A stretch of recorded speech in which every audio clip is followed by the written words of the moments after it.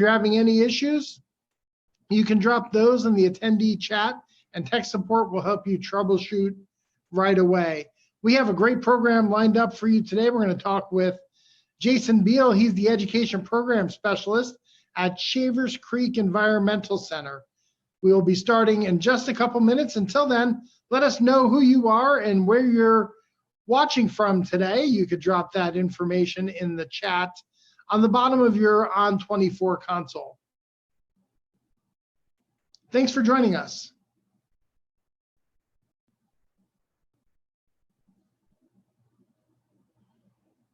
Again, we'll be starting in just a minute or two. We will be visiting with Jason Beale. He's the Animal Care Program Director at Shavers Creek Environmental Center. We're going to be talking about the Lost Bird Project, which features 5 sculptures of extinct North American birds placed all across Center County here. He's going to tell you a little bit more about that project and some of the great things going on at Shavers Creek. Thanks for joining the Penn State Alumni Association's virtual speaker series.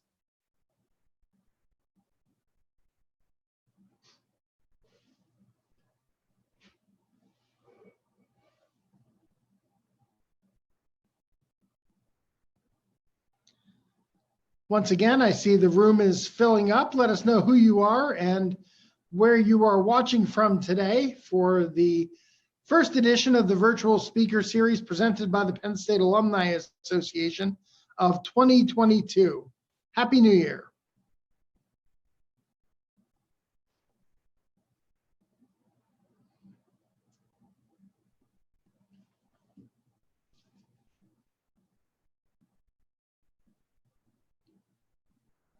Good afternoon, Penn Staters, and thank you for joining us.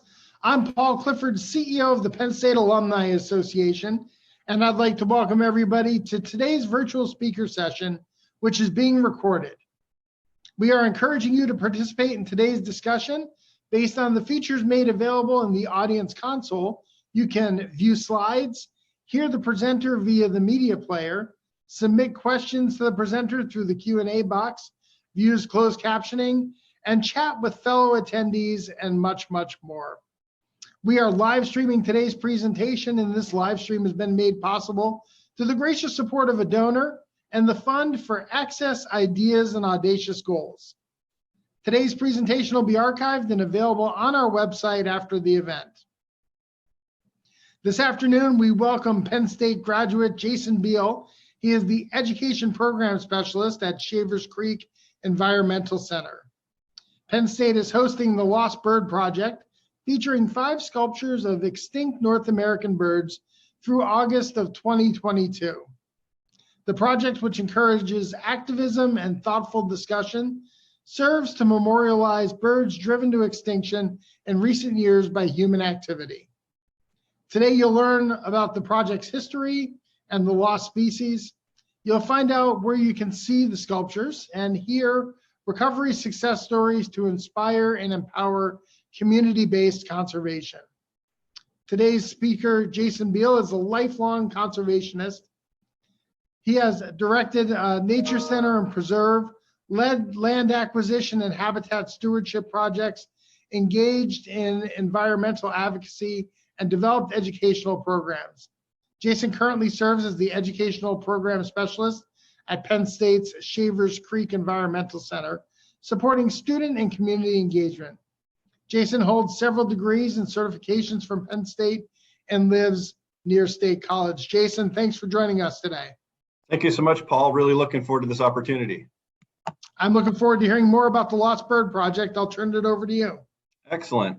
Well, it's really great to be here. As Paul mentioned, I am an alum of the university myself. My Penn State family history goes back to 1942, which was when my grandfather graduated right before he got shipped out to the Pacific to serve on a PT boat. But so Penn State's meant a lot to my family and certainly to my career, and I'm looking forward to sharing how all these things intersect here today. So let me get my screen ready.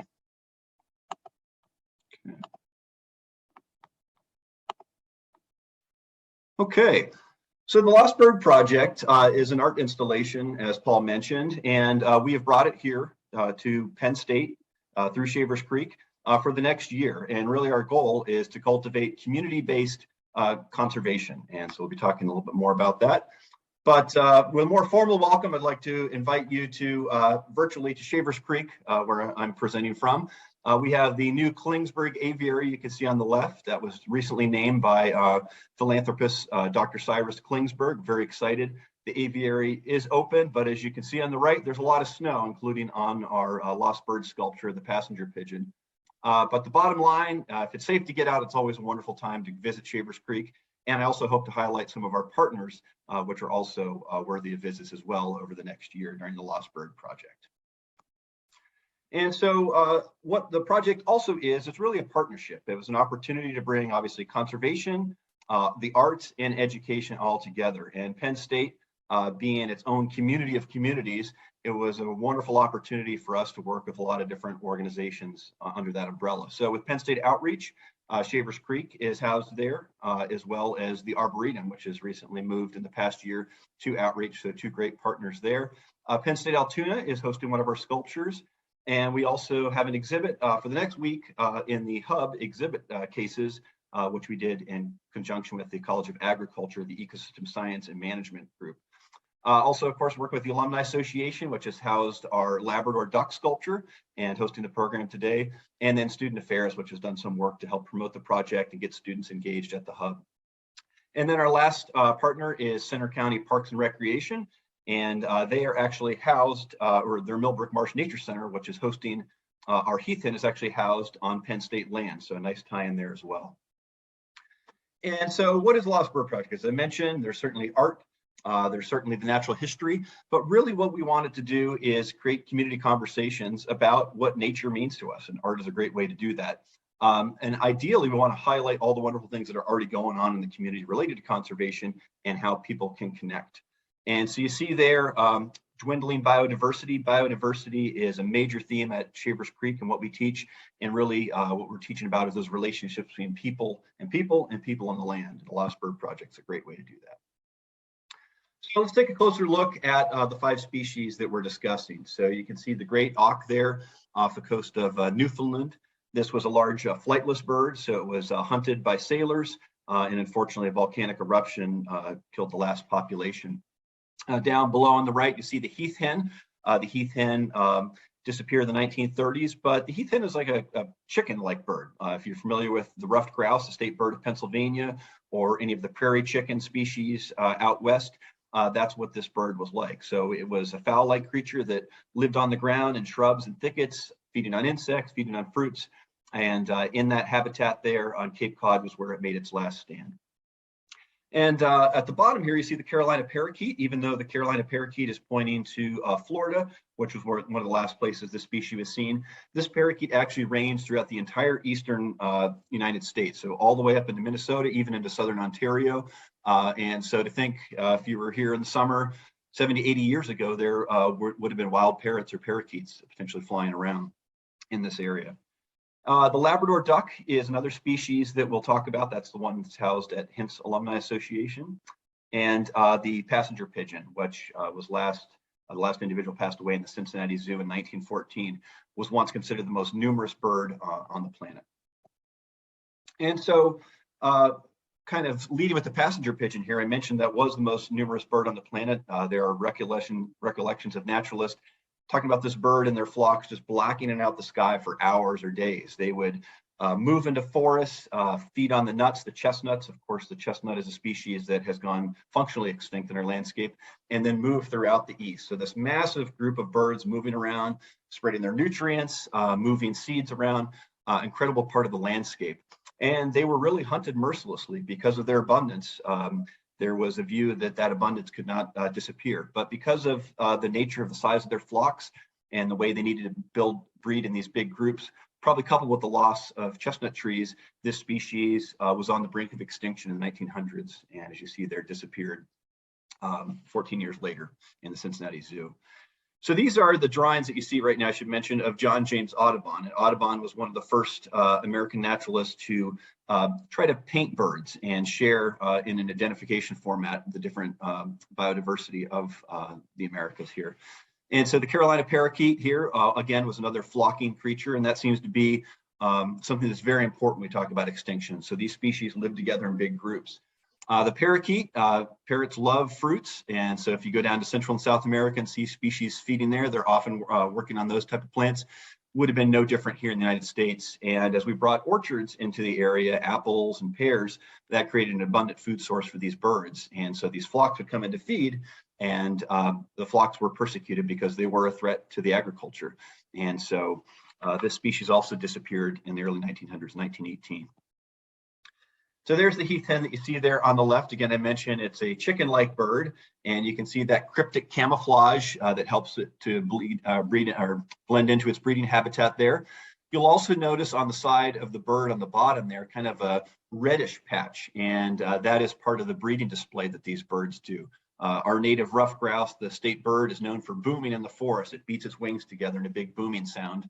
And the last heath hen that was known, you'll see there in the bottom, a male that was sighted in 1932 went up to a tree to boom, and that was the last sighting of the bird. And so his nickname was Booming Ben. We don't know exactly when he disappeared, but March 11th, that last date that he was seen, we'll be doing a remembrance at Millbrook Marsh Nature Center, where the heath hen sculpture is currently resides.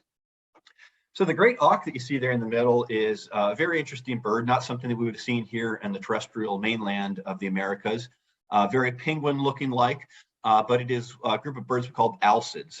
These are seabirds, and so these birds often nest on cliffs or rocky structures. Generally don't build a nest. They actually lay the eggs just right on the shelf of rocks or wherever they happen to be. The eggs that these species lay are called piriform. They're very triangular shaped, so when they roll in a circle. They won't roll out of the nest, which is a pretty fascinating thing. But again, being a colonial nester, this creates some issues. If your population size is reduced, one event such as a volcanic eruption can spell the end of the species, but also being a large flightless bird for early sailors and mariners, this was a source of food that they could depend on. The birds would have had a hard time escaping and were easily taken. So the last species we'll look at here, the Labrador duck. And the Labrador duck does bear some resemblance to a current species that we still do have called the long-tailed duck. But they are both species that prey primarily on mollusks, so small clams, snails, species of animals like that found in the shallow waters of bays and estuaries.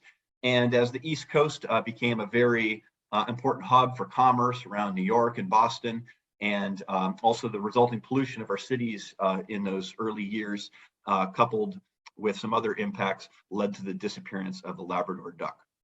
And so now that we've kind of gotten through the unfortunate side of the project, we'll turn the page and talk a little bit more about what we hope to inspire through the project.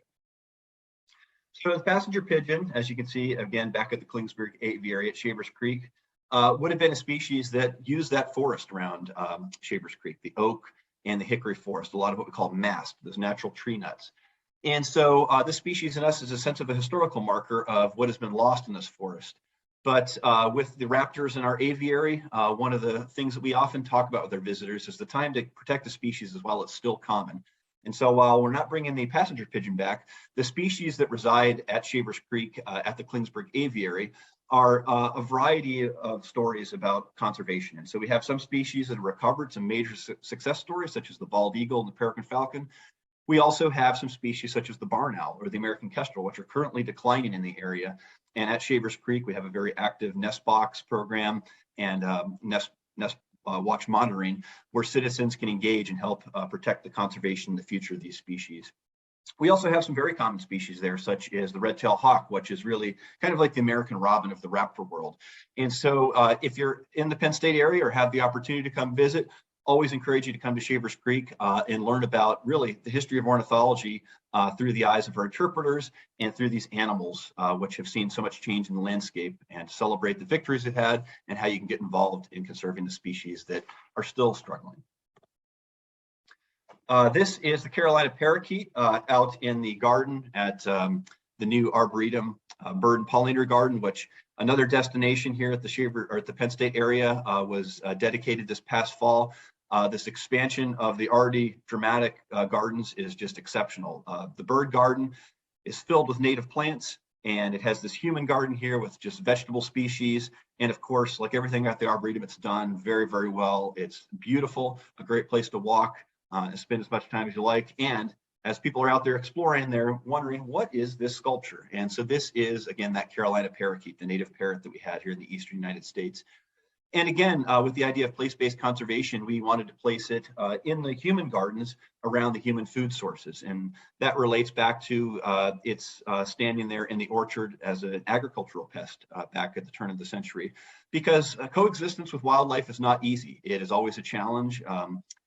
Humans have needs, wildlife have needs, and sometimes those come into conflict. And so this is not a species that we're going to basically share about what we could have done differently, but it's more to stir conversation about how we can do things differently going forward and protect those species that exist still in our landscape. So at your next visit to the Arboretum, make sure you visit the Carolina parakeet. It's a pretty stunning display of art and a very artistically done landscape. So here is the heath hen. This is, I guess, Big Ben booming right now. You can see his mouth open there. But like that chicken-like bird, you can see that upright cocktail. You can see kind of short, stubby wings. These are the type of wings we see in species such as pheasants or grouse or chickens. And those wings are not made for these animals to fly long distances. Those wings are made to get the bird out of trouble, basically to accelerate very, very quickly. If you've ever flushed a grouse or ever flushed a pheasant in the forest, it could be literally a heart-stopping experience of the sound of them taking off the wing that whirs through there. So these birds would get up to speed very quickly, maybe to a lower tree or a few hundred yards into the forest, and then go back to that life on the ground where again, they're feeding on insects and fruit. And the heath hen, once again, was found around the heath areas of Martha's Vineyard, a lot of fire-like habitat there. So we talk about heath and other species. We're talking about oftentimes conifer trees like pines, which are fire resistant, or oaks. And the shrub layer that forms underneath might be very rich in berries and other fire resistant plants. Perfect habitat for this species. However, a lot of these large chicken-like ground birds are hunted and have been hunted historically for food. And when the habitat becomes threatened as humans encroach into it, again, the habitat became smaller and smaller at risk. And you can see that in 1916, a fire hit one of the last strongholds of the species. In 1932 was when it made its last booming into the forest. But as I mentioned, on March 11th, we'll celebrate a memorial to Booming Ben at Millbrook Marsh. We'll have an opportunity to learn about the species history and also, again, connect with the landscape. Millbrook Marsh is this beautiful calcareous fen. It's got very basic, rich waters, limestone soil. That creates a neat plant community and, of course, neat wildlife that come there. And so while you won't find a heath hen or booming ben out in that landscape, there's still a lot to discover, especially in March as the winter blanket starts to get peeled back and the new first signs of spring, such as the skunk cabbage and other plants, start to emerge in the marsh. So we'll definitely share more opportunities about how to engage at Millbrook and learn about Big Ben, booming ben. And then heading down to Penn State Altoona around the reflecting pool, which is just a well-known feature of that campus, beautiful site any time of the year. We placed the great auk. Since we don't have a rocky coast, we thought that was the next best thing. And the sculpture has been doing its job. It's got its interpretive posts there that you can see. But in such a prominent location, a lot of questions have been coming up. What is this bird? Why is that there? And so we're about ready to kick off our Altoona series next Wednesday in the SLEP Student Center. We'll be sharing the documentary of the Lost Bird Project. And we'll have an opportunity to engage some student clubs, biology club, honors club, as well as the Juniata Valley Audubon Society, which is helping to put this on with us, and other entities. So again, it's a great way to bring a lot of conservationists, a lot of academic groups together around conservation and sharing how we can be more conscientious of the bird life in our area.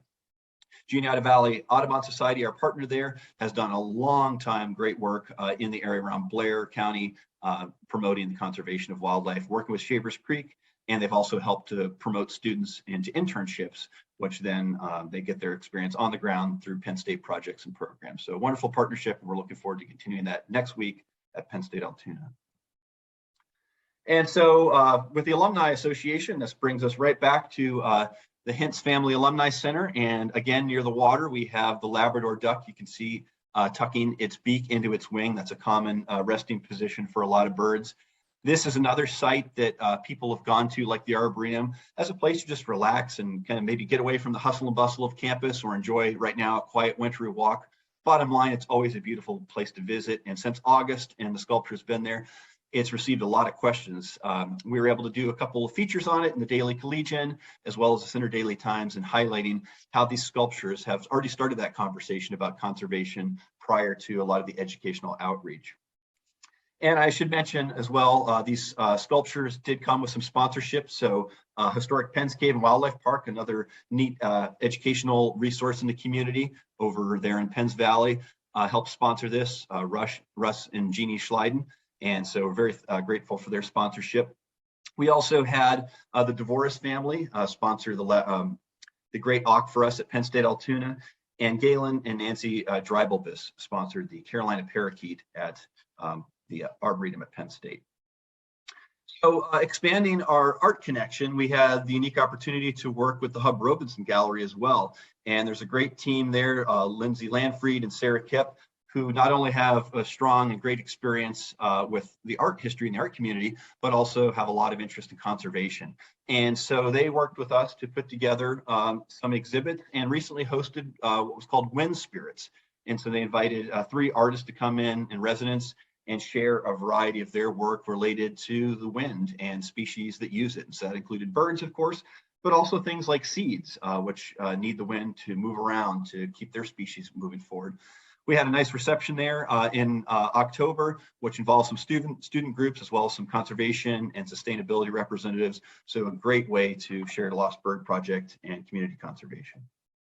One of the things I really liked that the students did is they took sculptures of all the different birds and made little cutouts at an art display where then you could take seeds and other plants and decorate your species. And so kind of an innovative way for the students to share their version of the Lost Birds here with us at the Hub.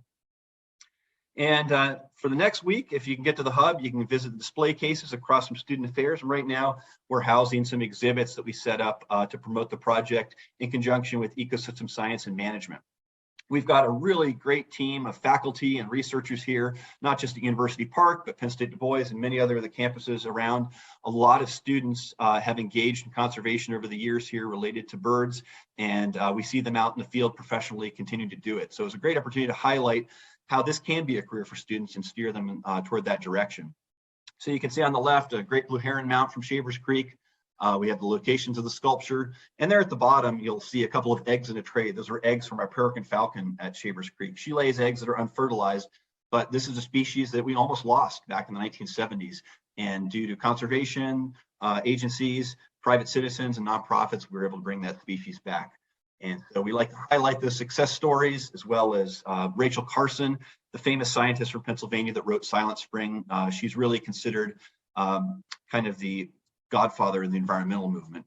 And so some highlights about the Ecosystem Science Management Project, where you can go and get your degree, get a postgraduate degree, or engage in a lot of neat research in Pennsylvania related to birds and conservation. So looking more specifically at things that we're promoting through the project right now, hawk migration counts. So we do fall hawk watches, which we just finished up at Stone Mountain. Stone Mountain Hawk Watch is located 2 ridges south of State College. Shavers Creek has this ridge right to their south. And then Tussey Mountain is right to Shavers Creek's north. And of course, that is the divider from the State College area to Stone Valley, where Shavers Creek is. And those hawk watches occur in the fall, but Tussey Mountain also occurs in the spring, where we focus on golden eagle migration. And we're heading toward that time of year at the end of February, beginning of March, where golden eagles come through in fairly large numbers, one of the largest numbers in the East.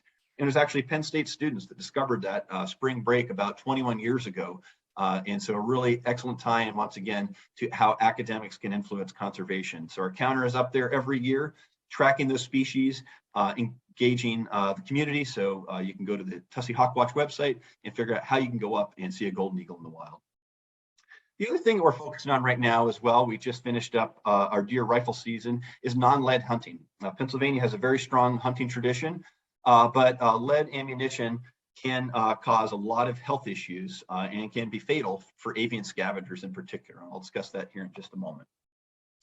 But here is back to the aviary at Shavers Creek, the Klingsburg Aviary.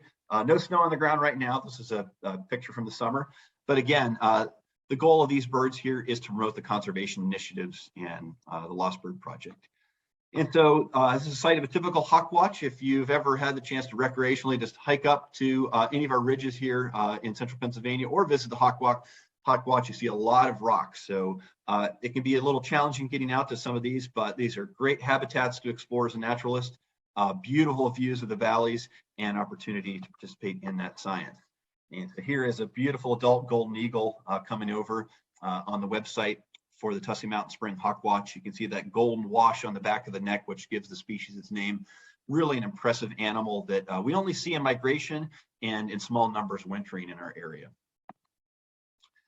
And kind of going back to the non-lead hunting, this is a very typical situation this time of year. Roadkill deer or hunters that are successful may take their deer carcass and put it out with a camera trap. These can be great tools for wildlife biologists to study populations of not just adult eagles like you see on the left there with the white head, but those are also some juvenile bald eagles, those darker brown birds. And then you can see some ravens in the back. Golden eagles will also visit these feeding stations. But one thing all these species have in common as well is they have very, very acidic stomachs. Their stomachs are so acidic that they dissolve the bones of their prey. And so if you've ever taken apart an owl pellet and have seen how it has the bones inside there, you don't find the bones in the pellets of these birds, that it gets dissolved right into their bloodstream. Lead is such a soft metal that if they pick up bits of lead from the carcass they're scavenging on, that lead also dissolves into their stomach and create neurological damage and seizures. And so we're trying to raise awareness of this issue. Conservation has often been led by the hunting community, going back to our wildlife refuges at the turn of the century. And so hunting with non-lead is another way that we can ensure a hunting tradition, but also make sure that we're leaving the best habitat and conservation ethic for the wildlife that depend on the landscapes around us. And so kind of bringing this all together, again, it's about relationships. And at Shavers Creek, we have a great relationship to form with the visitors that come there, and they get to form the relationship with our birds. And so I always like to highlight, as we head out here, how you can get involved in supporting the wildlife at Shavers Creek. Make sure that...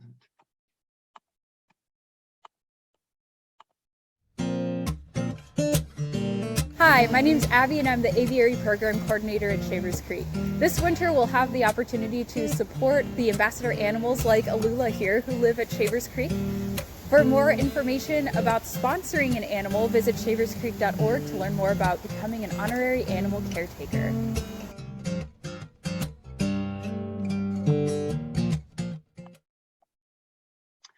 And so that is the formal end of the presentation there.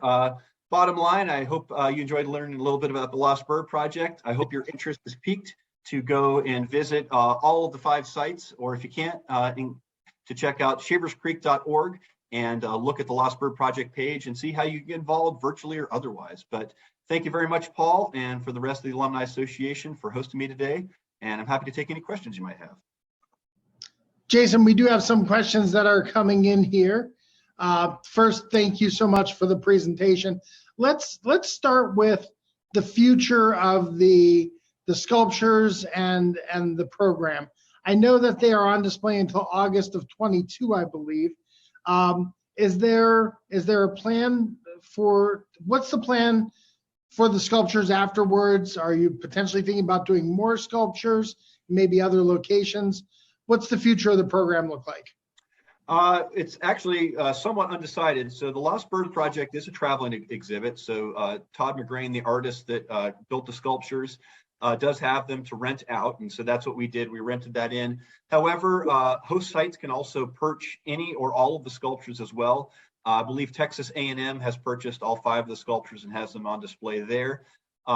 We do have the opportunity for any donors that are interested in keeping the Lost Birds at Penn State, some sponsorship opportunities. And if anybody's interested there, I will put my email and we can start that conversation. But otherwise, the sculptures will move on to their next location, which I'm actually not sure what that is yet, and reside there for the next year. Are there other birds and sculptures in the project and we took 5 of them, or is there only 5 in the project? There are only 5 in the project, and certainly it could be expanded as desired. I know there's a lot of course, we talk about Hawaii, a lot of endemic species have been lost there. Obviously out west, there's different set of species concerned. But I think the point that Todd was trying to make with these were species that we kind of lost early on as we became in the United States, and really the goal of some of these situations were preventable, and so hopefully really applying that ethic. But I think art is a great way to provoke conversation in a way that can maybe invite a lot of people to the table, and so I think it'd be a neat project to see repeated or different versions of it appear elsewhere. Excellent. Joe Kern had that question. He was wondering how we could get some of them in Hawaii for some of the many extinct species that exist out there, and you've touched on that. A couple quick hitter questions, because I think these might be fairly easy to address. How much does the heaviest sculpture weigh? I think they weigh about 600 pounds, if I remember correctly. So the species themselves, or the sculptures themselves, are actually about 3/4 inch bronze. So they're actually hollow on the inside, but they sit upon an I-beam frame, which is, I think, about 450 pounds. Yeah, they seem a little top heavy, but I was there for the installation and they're anything but. Excellent. And I think that I know the answer to this question, and the person precedes it with, hopefully this isn't a dumb question, but are the sculptures of the birds actual life size or larger than the bird when it existed? Yeah, they're much larger. I think the average height is about 5 feet or so. Obviously, the Carolina parakeet is a little longer, but yeah, I mean, one of the goals of the sculptures was to make them eye-catching and really draw people in, which they've obviously done. Yeah. Another question here from William Cyberlick. He wants to know, what things can we do as homeowners to reduce extinction of species? That's a great question, and I like that question because there are things we can do. And one of the easiest ways is to start with native plants wherever you can. And so there's been a lot of information in the news over the past few years about pollinators. And so species that help support bees, wild bees, butterflies are really excellent. Many of those species are very showy. So purple coneflower is one that, of course, many people are familiar with, or black-eyed Susans. But at this point, native plant nurseries have really caught up with demand. And so there are a lot of species for whether you have a shade garden, whether you've got full sun, different levels of maintenance. And there's a really great book out there called Bringing Nature Home by Doug Tallamy. I'll put that in the chat here in a moment. But he does a great job of connecting native plants, and this can scare some people, but to the insects, native insects. But those insects really power that food chain, which include the birds and all the other species that come from there. And so that's a really great book to start with. I'd also encourage you to check out the Arboretum. Again, with their pollinator garden, they've got a great resource. If you have the time to walk around, fantastic education there. But that would be, those are the experts, and they're doing it in a way that looks very, very well done, and it benefits the wildlife. So looking at models like that in your community would be a great place to start. Great question here from Michael White. I've read that the Carolina parakeet ate cockleburs, which were a nuisance to farmers. As you note, they also ate fruit and vegetables that people wanted for themselves. How do we make space for animals that compete with us in some areas and yet benefit with us in other areas? I wish I had the answer to that. That is kind of the $1 million, or well, more than $1 million question for conservation at this point, with inflation thrown in there. But I guess the bottom line is it's very, very local and very specific. And so, for example, I've got a friend that grows blueberries. He loves nature, loves plants, but he actually nets in his berries every year to keep the wild birds out, because if they got in there, he wouldn't have berries. And so I think a lot of it, looking at Penn State Extension, looking at other farmers and folks that have similar challenges, or people that have solved it, that's kind of been the model I've used, benchmarking at that. But it's a good challenge, and for research as well. And the cocklebur, for those of you who don't know, as the name sounds, is a very burry-like plant. The seed, it's about that big and has little hooks on it, which the parakeets ate. But it's one of those hitchhiker plants that if you walk around and catch it on your clothes, it'll stick there. Loves disturbed soil, so those disturbed areas of farm fields are perfect habitat for it, and the seeds do spread. So obviously, there's nothing that can be done about the birds that are being featured on this display, but they're out there hopefully as a reminder to prevent this from happening again, and to keep that top of mind. So Rebecca wants to know, what are the birds you're most concerned about now, and what are the most helpful things individuals can do to make a difference? Yeah, so a couple species that we're looking at through Shavers Creek in particular, which predates Lost Bird Project, are the American kestrel, which is our smallest falcon. It's about 9 to 12 inches or so. Male is very colorful. And then the barn owl, which is the kind of that all white owl with kind of the heart-shaped face. Both of those species, as the name barn implies, thrived when we were a very big pasture-based agriculture society. So think of big grass fields, hay fields, cattle out grazing in them. Those supported a lot of voles, a lot of small mammals, and then the barns themselves supported those species. As we've moved to more row cropping, as Pennsylvania's become more forested again, I think we're about 60% forested at this point, we've lost a lot of that habitat, and barns get old, barns fall down, silos are taken down, so these species are losing their nesting habitat. And so the kestrel itself, population plummeted about 80% or so in our area over the past 10 years, which is really alarming. Usually in a situation like that, there's a lot of factors involved. The habitat, there may be pesticide issues, but both of these species are cavity nesters. And that means that in suitable habitat, you can put up a box and attract the species and have it breed. And so John Kaufman, who runs our Nest Box and Citizen Science program, has taken a really neat approach. He's got great relationships in the Amish community and the farming community, and worked with members there to get boxes installed. As those neighbors had success, their neighbors were interested in more boxes. And now I believe he's got over 100 kestrel boxes in the area and dozens of barn owl boxes, and has had success in many of those. But so he's really kind of from the ground up building core areas for these species. So we need folks to help monitor these programs. But there's other species that we can attract even closer to home. So the eastern bluebird is a species that had declined very readily back in the middle of the 1900s. We have brought back in great numbers. They can do very well in a suburban habitat with certain areas. So that's another thing that people can get involved in just in your backyard. But I recommend here in the State College area, checking out Clearwater Conservancy, your local Audubon Society, wherever you may be. And of course, any of the Penn State partners we've talked about, a lot of us have volunteer programs or ways to actively engage in conservation. I didn't realize that the kestrels were in such decline. My wife and I were members of Hawk Mountain down in the Reading, Lehigh Valley area. And they used to do kestrel captures where they would call them in, and you would be able to see them. They'd let you hold them, but sometimes, you know, for folks who aren't sure what the kestrel looks like, they can be confused with an oriole, because they're about the size of a really large oriole and some of the same coloration. So, but that is interesting to hear. They've been in such decline.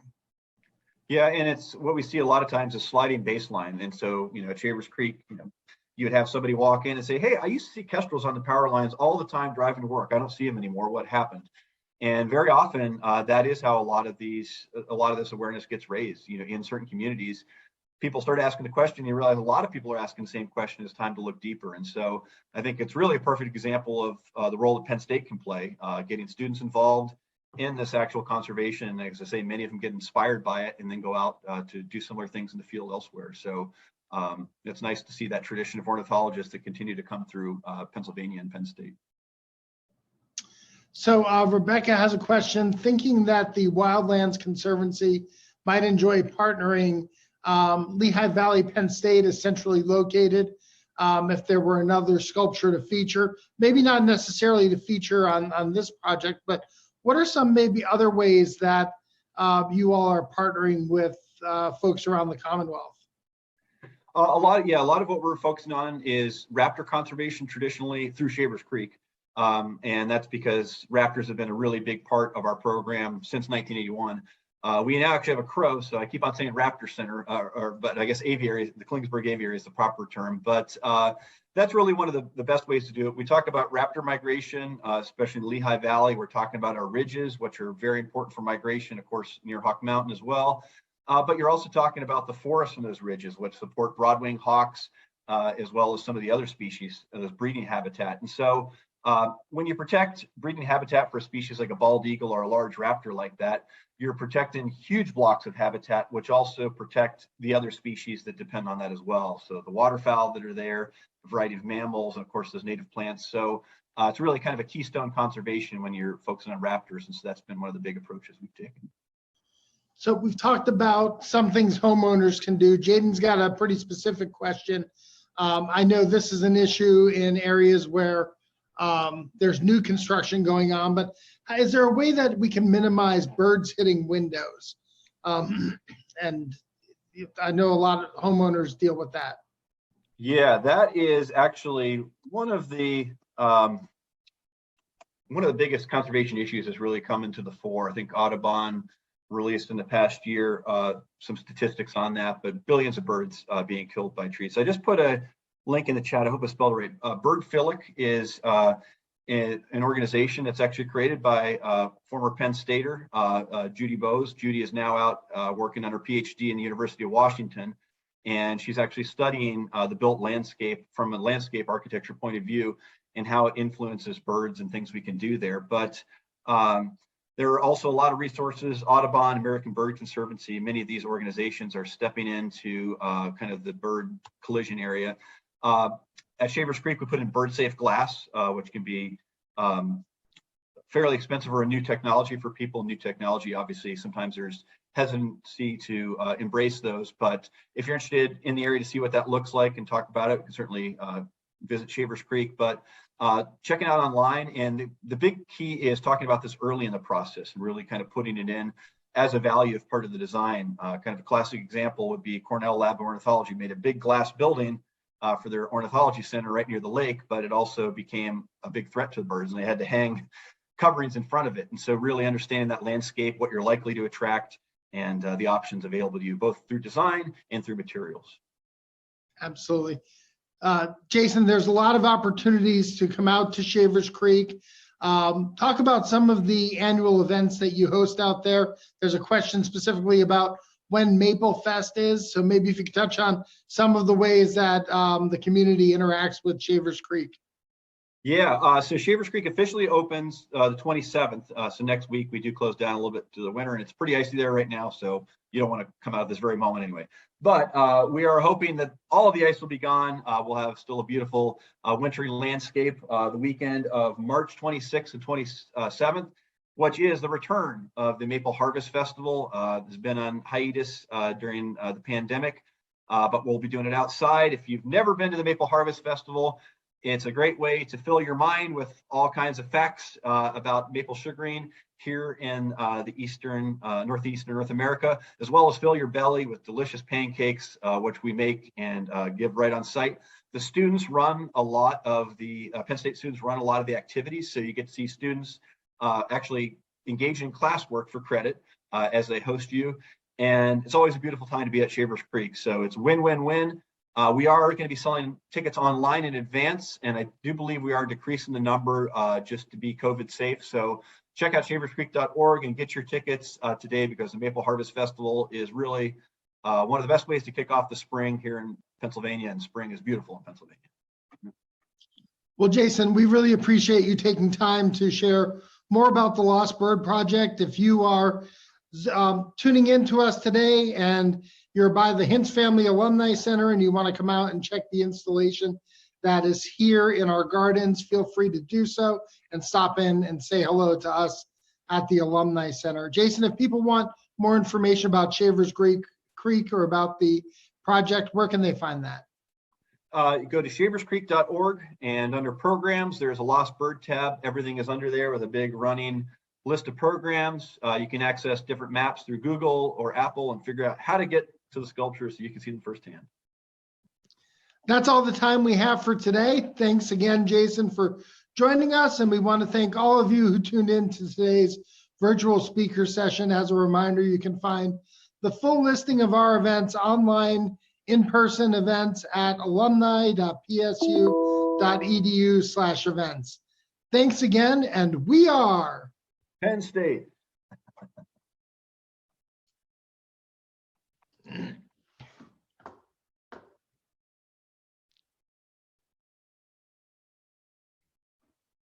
Thanks again, Jason. Take care. Yeah, appreciate it. Thank you. All right, bye-bye.